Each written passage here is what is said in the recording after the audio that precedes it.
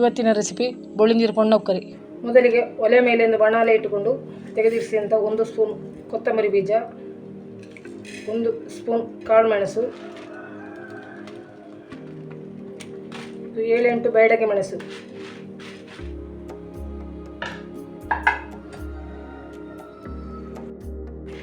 ಚೆನ್ನಾಗಿ ಹುರಿದುಕೊಳ್ಳೋಣ.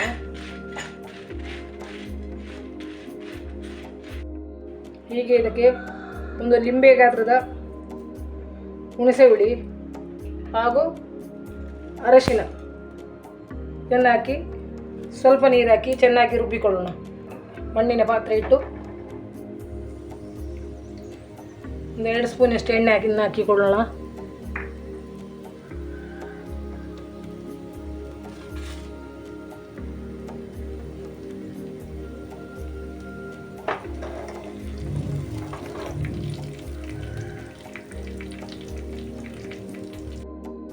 ಎಣ್ಣೆ ಬಿಸಿಯಾದಾಗ ಸ್ವಲ್ಪ ಮೆಂತೆಕಾಳು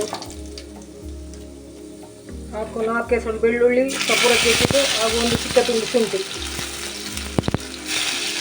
ಸ್ವಲ್ಪ ಕರಿಬೇವಿನ ಸೊಪ್ಪು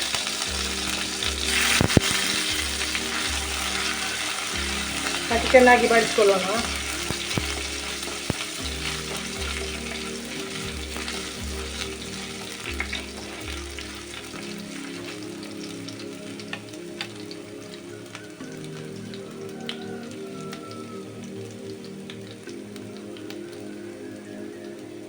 ಒಂದು 3 ಹಸಿಮೆಣಸು ಕಟ್ ಮಾಡಿದಂಥದ್ದು,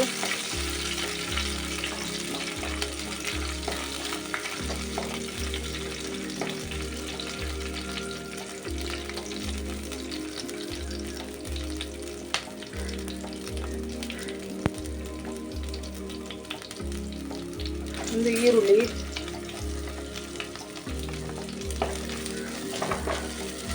ಕಟ್ ಮಾಡಿದ ಒಂದು ಈರುಳ್ಳಿ,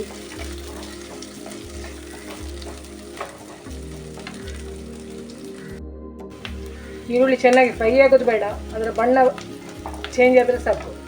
ಇದಕ್ಕೆ ಹೆಚ್ಚಿದಂಥ ಒಂದು ಟೊಮೆಟೊವನ್ನು ಹಾಕಿಕೊಳ್ತಾ ಇದ್ದೇನೆ.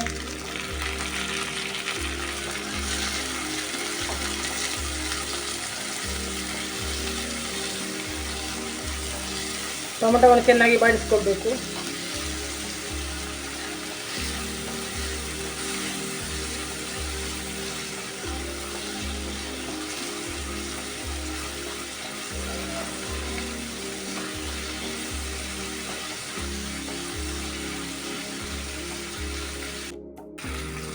ಈ ಟೊಮೆಟೊ ಚೆನ್ನಾಗಿ ಬಾಡಿದೆ.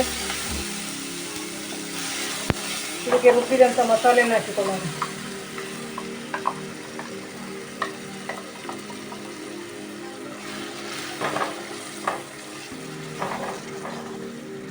ನಿಮಗೆ ಎಷ್ಟು ನೀರು ಬೇಕೋ ಅಷ್ಟನ್ನು ಸೇರಿಸಿಕೊಳ್ಬೇಕು.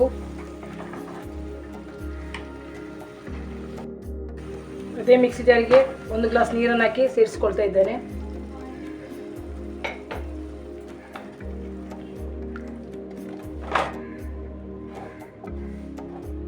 ಸ್ವಲ್ಪ ಗಟ್ಟಿಯಾಗಿದೆ, ಇನ್ನು ಸ್ವಲ್ಪ ನೀರನ್ನು ಹಾಕಿಕೊಳ್ತಾ ಇದ್ದೇನೆ.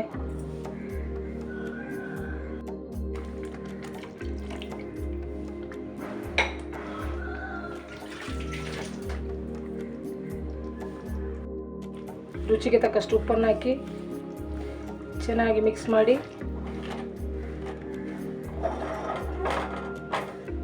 ಮುಚ್ಚಳ ಮುಚ್ಚಿ 1-2 ನಿಮಿಷಗಳ ಕಾಲ ಚೆನ್ನಾಗಿ ಕುದಿಸಿಕೊಳ್ಳೋಣ. ಈಗ ನಮ್ಮ ಮಸಾಲೆ ಚೆನ್ನಾಗಿ ಕುದ್ದಿದೆ.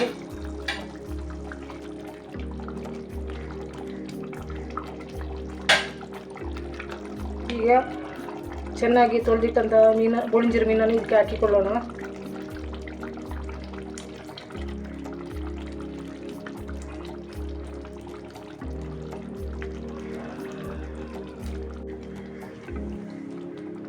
ಮಸಾಲೆ ಸ್ವಲ್ಪ ಗಟ್ಟಿಯಾಗಿ ಇರಬೇಕು, ತುಂಬ ತೆಳುವಾದರೆ ಇದು ಚೆನ್ನಾಗಿರೋದಿಲ್ಲ.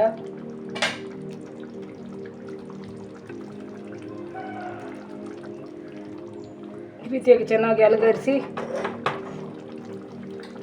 ಉಪ್ಪು ಸರಿಯಾಗಿದೆ ಎಂದು ನೋಡಿಕೊಳ್ಬೇಕು. ಈ ಸಂದರ್ಭದಲ್ಲಿ ಉಪ್ಪು ಸ್ವಲ್ಪ ಕಮ್ಮಿ ಇದೆ.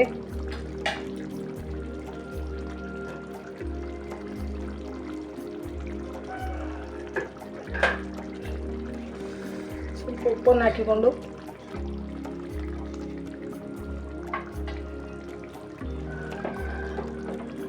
ಚೆನ್ನಾಗಿ ಮಿಕ್ಸ್ ಮಾಡಿ ಒಂದು 3 ನಿಮಿಷಗಳ ಕಾಲ ಚೆನ್ನಾಗಿ ಕುದಿಸಿಕೊಳ್ಳೋಣ.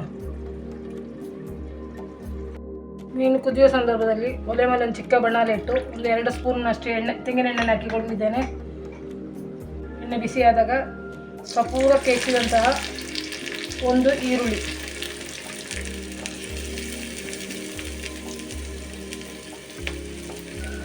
ಇದನ್ನು ಚೆನ್ನಾಗಿ ಫ್ರೈ ಮಾಡಿಕೊಳ್ಳಬೇಕು.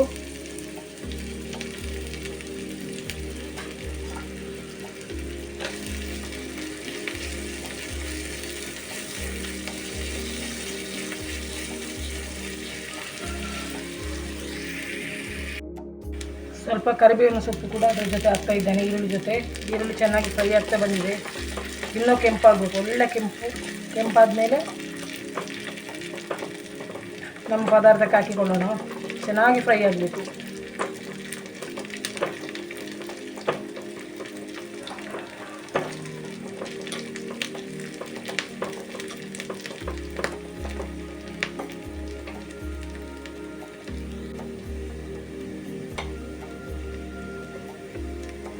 ಈಗ ನಮ್ಮ ಒಗ್ಗರಣೆ ಚೆನ್ನಾಗಿ ಕೆಂಪಾಗಿದೆ.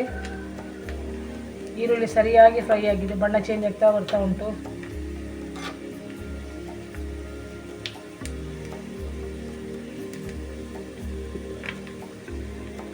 ನಮ್ಮ ಪದಾರ್ಥ ಕೂಡ ಚೆನ್ನಾಗಿ ಕುದ್ದಿದೆ, ಮೀನು ಚೆನ್ನಾಗಿ ಬೆಂದಿದೆ. ಈಗ ನಮ್ಮ ಒಗ್ಗರಣೆಯನ್ನು ಇದಕ್ಕೆ ಹಾಕಿಕೊಳ್ಳೋಣ.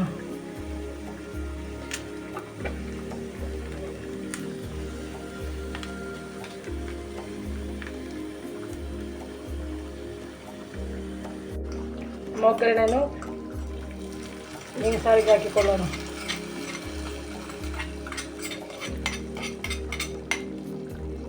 ನಮ್ಮ ಪುಳಿಂಜೀರು ಪದಾರ್ಥ ರೆಡಿ. 1 ನಿಮಿಷಗಳ ಕಾಲ ಇದನ್ನು ಮುಚ್ಚಳ ಮುಚ್ಚಿಟ್ಕೊಳ್ಳೋಣ.